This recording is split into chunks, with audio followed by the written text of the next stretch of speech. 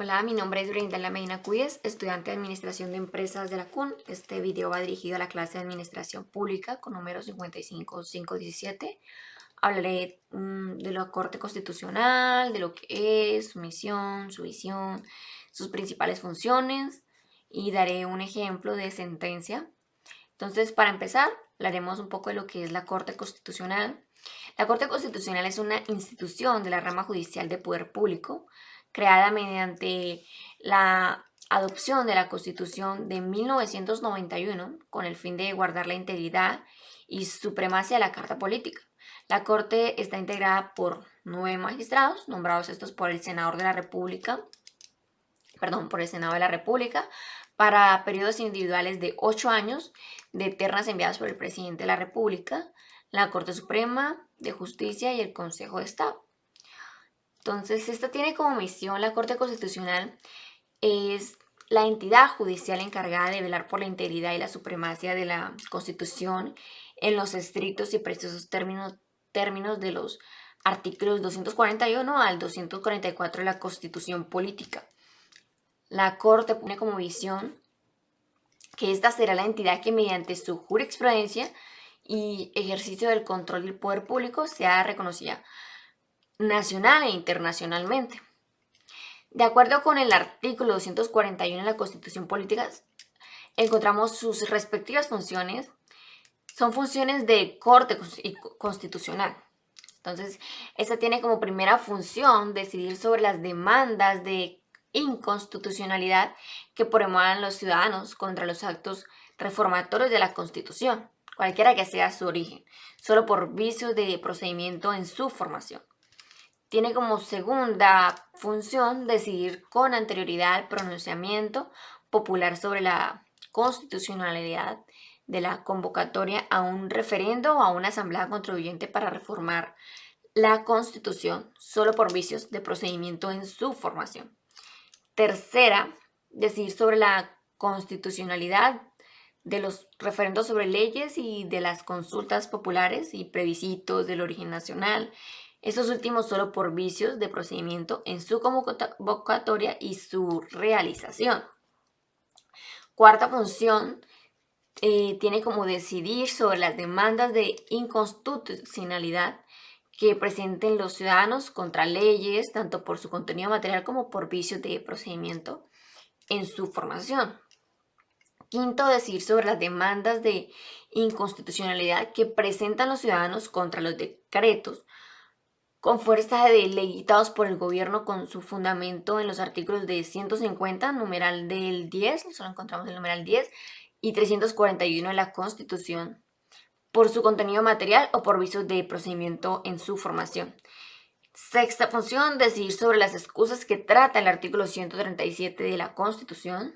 Su séptima función sería decidir definitivamente sobre la constitucionalidad de los decretos legislativos que dicte el gobierno con fundamento a los artículos 212, 213 y 215 de la Constitución.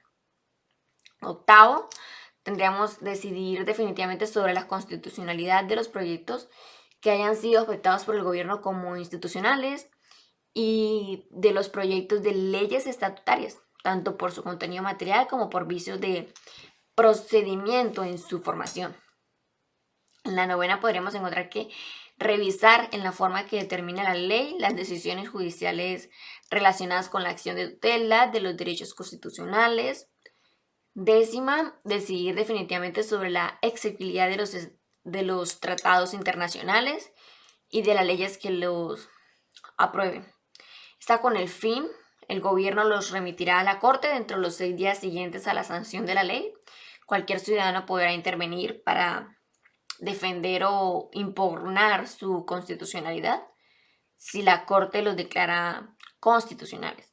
El gobierno, entonces, aquí podrá efectuar el canje de notas, en caso de contrario no serán ratificados. Cuando una o varias normas de un tratado multilateral sean declaradas exequibles por la Corte Constitucional, el presidente de la República solo podrá manifestar el consentimiento formulando la correspondiente reserva. Entonces, para entrar un poco en detalle, voy a nombrar una sentencia que esta la podemos encontrar con su número en su identificación con su número de expediente, que sería el T4-107-196 con número de sentencia, T309-14 en la acción de tutela contra providencias judiciales. Esta tiene fecha del 28 de mayo del 2014. Entonces aquí en esta sentencia su magistrado ponente era el magistrado Jorge Ignacio Pretel, la aclaran el voto magistrado Luis Ernesto Vargas Silva, el salvan el voto el magistrado Alberto Rojas Ríos. La demanda, la norma de la demandada en esta sentencia es el debido proceso del artículo 29 de la Constitución Política, la defensa y la libertad personal. Entonces, las pruebas presentadas y las preguntas que se hicieron ahí son: las pruebas presentadas y las entrevistas realizadas fueron debidamente valoradas, se le vulneran los derechos al debido proceso y la defensa y la libertad personal al señor Diego Serrano Cruz. Las normas jurídicas relevantes para este caso, entonces estaríamos encontrando el artículo 49 del decreto del 2067 de 1991, la sentencia C-371 del 2011, auto 293 del 2016. Entonces la demanda, lo que demandan ahí es que el señor Diego Serrano Cruz demanda por proteger sus derechos al debido proceso de libertad y a la defensa, considerando que estos fueron presuntamente vulnerados por la Sala Penal del Tribunal Superior de Bogotá y la Sala de Casación Penal de la Corte Suprema de Justicia por haber sido condenado a 8 años de prisión por acto sexual abusivo respecto a sus 2 hijas menores de edad. El señor Diego Serrano está alegando al análisis erróneo de las pruebas y que fue desconocido al principio de su congruencia al condenarle por hechos no mencionados en la formulación de impugnación ni el escrito de la acusación. Lo que en la Corte Constitucional deciden, la decisión que tomaron fue que la Corte concluyó que no se vulneraron los derechos fundamentales invocados por el accionante en razón de que se valoró de manera adecuada el material probatorio del proceso y se respetó cabalmente el principio de congruencia en material penal, teniendo en cuenta la sentencia CES 02510. El principio de congruencia configura una regla que condiciona la competencia de las autoridades judiciales en el sentido de que solo pueden resolver sobre lo solicitado y probado por las partes. En consecuencia, la sala revocó los fallos de la tutela proferidos por el 9 de agosto de la Sala Jurisdiccional Disciplinaria del Consejo Seccional de la Judicatura y el 16 de septiembre de 2013 por la Sala Jurisdiccional Disciplinaria del Consejo. El Consejo Superior de la Judicatura, y en su lugar negó la acción de tutela presentada por el señor Diego Serrano Cruz contra la Sala Penal del Tribunal Superior de Bogotá y la Sala Casacional Penal de la Corte Suprema de Justicia.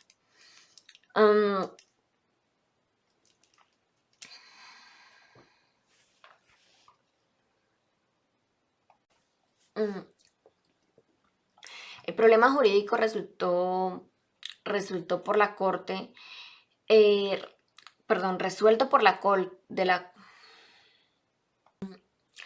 El problema jurídico resuelto por la Corte da como resultado que se provocó que no se presentó ningún defecto fáctico